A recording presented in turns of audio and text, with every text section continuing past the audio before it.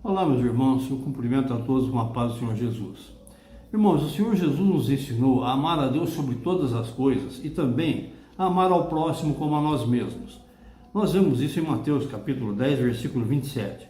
Isso é tão importante e deve ser falado tantas vezes até que se estabeleça na nossa mente e esteja sempre presente nas nossas vidas. Para ajudar no nosso entendimento, ele ainda complementou: aquele que não ama ao seu irmão a quem vê, como pode amar a Deus a quem não vê? Esse é o texto de 1 João capítulo 4, versículo 20. Integralmente ele diz assim: se alguém declarar eu amo a Deus, porém aborrecer a seu irmão, é mentiroso. Porquanto quem não ama seu irmão a quem vê, não poderá amar a Deus a quem não vê, a quem não enxerga. Nós podemos entender que é no exercício do amor ao nosso próximo que nós mais exercitamos a nossa santificação, que é progressiva. Estamos nos referindo àquele amor ágape, com o qual Jesus nos amou e nos ensinou a amar também. E assim nós vamos crescendo na direção do reino dos céus. A essa altura, nós perguntamos: e nós, cristãos, já estamos próximos dessa condição de varões perfeitos? Aquela condição que está descrita lá em Efésios capítulo 4, versículo 13, até que todos cheguemos à unidade da fé e do pleno conhecimento do Filho de Deus, a perfeita varonilidade, a medida da estatura da plenitude de Cristo. A coisa que mais dificulta o relacionamento entre nós, seres humanos, são as nossas atitudes. Elas nos colocam sempre na condição de agressores ou de agredidos. E por conta disso, nós temos essa imperiosa necessidade de nos perdoarmos mutuamente para podermos nos enquadrar nas exigências do Evangelho do Senhor Jesus. Isso não é fácil. Essa é a força da luta entre a carne e o espírito, e quase sempre nós falhamos. Falhamos porque aceitamos de bom grado perdoar aqueles a quem nós amamos, mas resistimos bravamente em perdoar aqueles de quem nós não gostamos. E ainda assim, aquele a quem amamos só serão perdoados se não pisarem muito forte nos nossos calos. Aprender a perdoar ao nosso próximo já é um grande passo para satisfazer o amor de Jesus, porque para ele todos somos filhos. E isso é tão importante que ele nos deixou no seu Evangelho, lá em Mateus 18, 21 e 22. Então Pedro, aproximando-se, lhe perguntou: Senhor, até quantas vezes meu irmão pecará contra mim que eu lhe perdoe? Até 7 vezes? Pedro achou que já estava sendo muito bonzinho, No 22, respondeu-lhe Jesus: não te digo que até 7 vezes, mas até 70 vezes 7 vezes. E o Senhor Jesus segue explicando. Veja Marcos capítulo 6, versículo 14 e 15. Porque se perdoardes aos homens as suas ofensas, também vosso Pai Celeste vos perdoará. No 15. Se, porém, não perdoardes aos homens as suas ofensas, tampouco vosso Pai vos perdoará as vossas ofensas. Em Lucas, capítulo 6, no versículo 37, diz assim: não julgueis e não sereis julgados, não condeneis e não sereis condenados, perdoai e sereis perdoados. Lá em Efésios, capítulo 4, versículo 32, diz assim: antes, sede uns para com os outros benignos, compassivos, perdoando-vos uns aos outros, como também Deus em Cristo vos perdoou. Em Colossenses 3,13 diz assim: suportai-vos uns aos outros, perdoai-vos mutuamente, caso alguém tenha motivo de queixa contra o trem. Assim como o Senhor vos perdoou, assim também perdoai vós.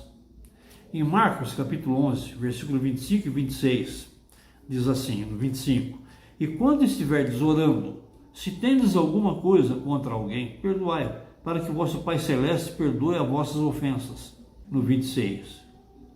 Mas, se não perdoardes, também vosso Pai Celestial não vos perdoará as vossas ofensas. Visto tudo isso, o que é que nós fazemos? Torcemos o nariz, mostrando o nosso desagrado.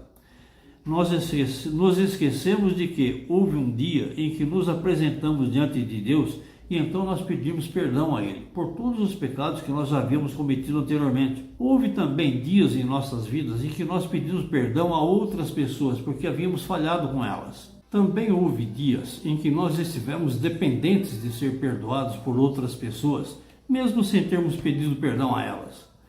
E ainda houve dias em que nós precisaríamos ter liberado o perdão para o nosso próximo, mas por algum motivo nós não o fizemos. Em todas essas situações e em algumas outras semelhantes que não mencionamos aqui, nós estivemos dependentes de um outro alguém, dependentes de um relacionamento com o nosso próximo. E qual era essa dependência?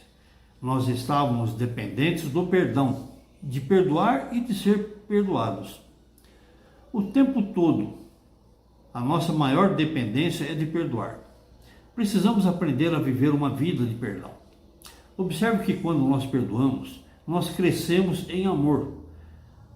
Mas quando somos perdoados, quem cresce em amor é quem está nos perdoando. O perdão é a essência da manifestação do amor de Cristo em nós mesmos. Não importa quem, não importa quando, nem importa como. O importante é que nós exercitemos essa capacidade de perdoar ao nosso semelhante. É o exercício do perdão que aperfeiçoa em nós o amor de Cristo, e tudo o que podemos almejar nesse mundo é sermos cada vez mais perfeitos imitadores de Cristo. Alguém conhece alguma outra forma de nós sermos contados entre os salvos do Senhor?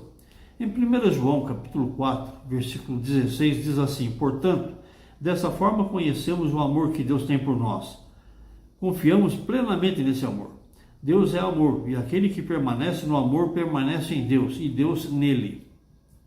Em Efésios capítulo 5, versículo 1, diz assim: portanto, sede imitadores de Deus como filhos amados. O texto do Evangelho de Mateus, capítulo 18, versículo 23 a 35, fala sobre o acerto de contas entre um senhor, um rei, com os seus servos, os seus devedores. Essa é uma das parábolas de Jesus. O nome dessa parábola é O Senhor que não perdoou. E ela está nos ensinando sobre o exercício do perdão. Nessa parábola, o Senhor está comparando o reino dos céus com um rei que decidiu acertar contas com os seus devedores. Certamente a figura desse rei é símbolo da figura do Criador, que acertará contas conosco no grande dia do Senhor. Sendo trazido à sua presença, um servo que lhe devia muito, pela justiça o condenou. Mas como o servo suplicasse por seu perdão, aquele senhor perdoou-lhe a dívida e o deixou ir embora livre. Entretanto, quando saía, já livre, encontrou com um dos seus conservos que lhe devia, e nem lhe devia tanto. Agarrando-o então, esbravejava contra ele, dizendo: paga-me o que me deves. Embora o seu conservo lhe suplicasse paciência que tudo lhe pagaria, ele não perdoou e ordenou que ele fosse, o seu devedor, fosse trancafiado na prisão, até que lhe pagasse tudo o que lhe devia. Vendo o que acontecia, outros conservos daquele homem foram contar ao rei o que estava acontecendo. E o rei mandou chamar novamente aquele servo à sua presença. Então disse-lhe o rei: servo perverso, não devia você compadecer-te de quem lhe devia, assim como eu me compadeci de ti? E por sentir-se insultado, aquele rei mandou lançá-lo no calabouço, até que ele pagasse tudo o que lhe era devido. E a parábola de Jesus encerra com a seguinte frase, Mateus 16, 35. Assim também o meu Pai Celestial vos fará a cada um de vós, se de todo o coração não perdoardes cada um ao seu irmão. Por essa parábola nós aprendemos que não importa tudo que você possa ter ganhado como benefício para a sua própria vida, pela simples falta de perdão no teu coração, você poderá perder tudo aquilo que já tiver conquistado. O perdão se faz indispensável em nós, especialmente quando nós manifestamos um sentimento de mágoa no nosso coração. A mágoa é uma obra da carne, e em nada está ligado ao fruto do Espírito, que nós devemos sempre cuidar de manifestar. Pela mágoa, nós mergulhamos na carne, pelo perdão, nós nos aproximamos de Deus. Precisamos, como cristãos que somos, estar sempre atentos para agradar a Deus em tudo, especialmente pelo exercício dessa virtude maravilhosa chamada perdão. Quando nós conseguimos imitar nosso Senhor, então estaremos cheios de virtudes, assim como Ele nos ensina e nos incentiva a estar. Estar em Cristo Jesus, estar em plenitude de amor, e foi para o amor que Deus nos criou. Que o Espírito Santo de Deus acolha a cada um de nós nos seus abraços de poder. Abra os nossos olhos espirituais e nos permita ter plena compreensão da proposta do Evangelho de Cristo para as nossas vidas. Ensina-nos, Senhor, a amar e a perdoar sempre.